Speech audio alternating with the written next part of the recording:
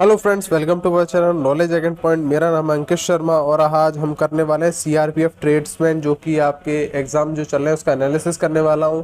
तो 3 जुलाई का जो शिफ्ट 1 आपका हो चुका है, जिसका मैं एनालिसिस करूंगा। तो जिन बच्चों का आगे आने वाली शिफ्ट में एग्जाम है, तो ये वीडियो बहुत इंपॉर्टेंट रहेगी, तो आप इस वीडियो को जरूर देखें, जिससे कि आपको आगे वाले एग्जाम में ये पता चल सके कि किस तरीके से आपके जो है क्वेश्चन पूछे जा रहे हैं। ठीक है, तो आपका ज्यादा वक्त न जाया करते हुए वीडियो को शुरू करते हैं।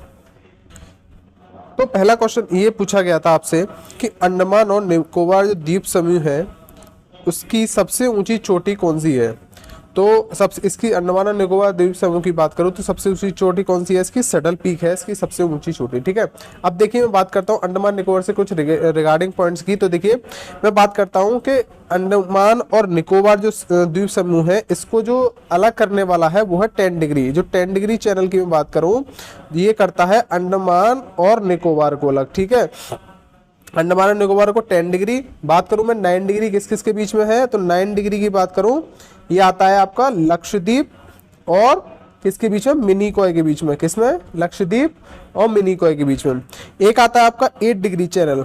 8 डिग्री चैनल जो है आपका मिनिकॉय और आपका मालदीव्स को अलग करता है। तो आपको ये ध्यान रखना है, आपके एग्जाम में पूछा जा सकता है कि जो 10 डिग्री चैनल है ये किस किस को अलग करता है, या ये पूछ लेगा कि अंडमान निकोबार को अलग करने वाला कितने डिग्री चैनल है। तो ये कितना है, 10 डिग्री। मैं बात करूं लक्षद्वीप ऑफ मिनिकॉय को 9 डिग्री चैनल, और 8 डिग्री ये आपका मिनिकॉय और मालदीव्स को। ठीक है, अगला क्वेश्चन पूछा गया है होयसल किस राज्य से संबंधित है। तो होयसल जो है आपका कर्नाटक राज्य से संबंधित है। ठीक है,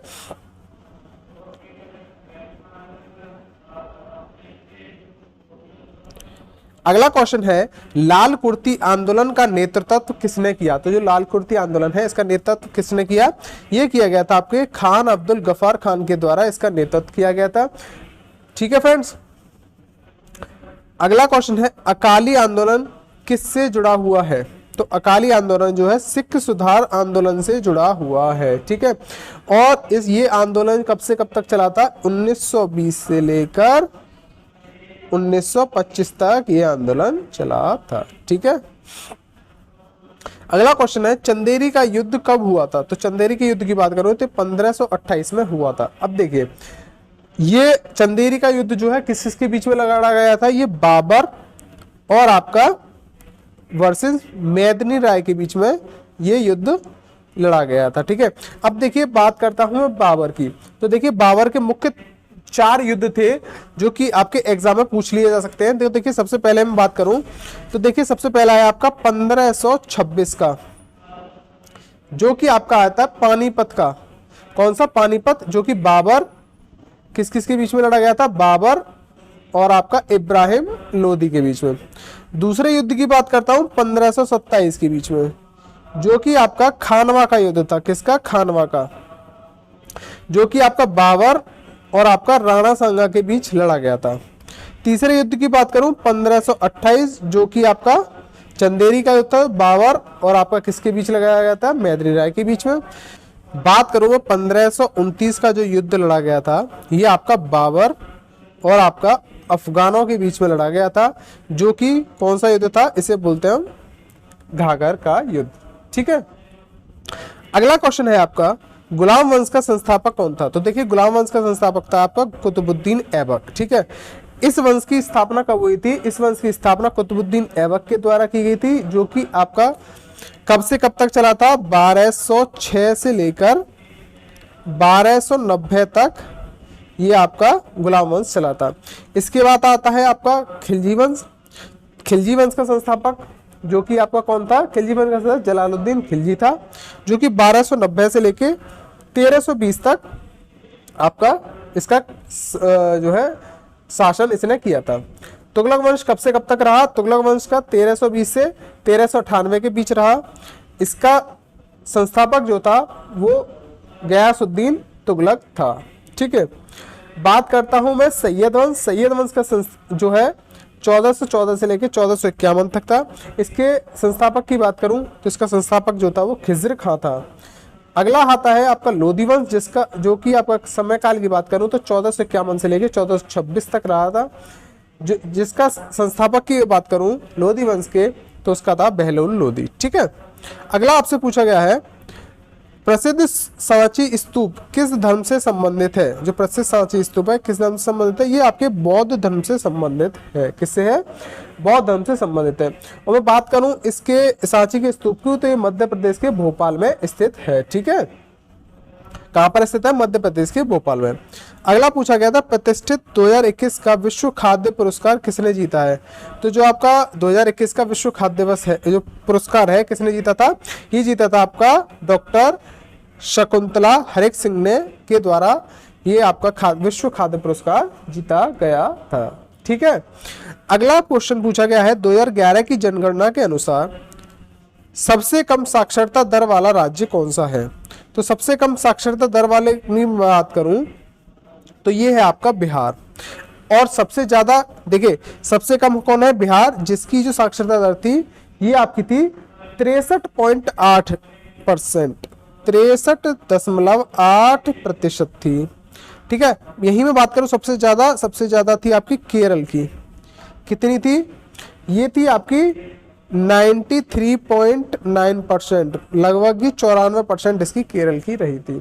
ठीक है, तो सबसे कम की पूछी जाए तो 63% के साथ बिहार था, और सबसे ज्यादा केरल जिसकी 93.9% थी। ठीक है, अब देखिए अगला क्वेश्चन पूछा गया था भारतीय संविधान के भाग 3 को क्या कहते हैं।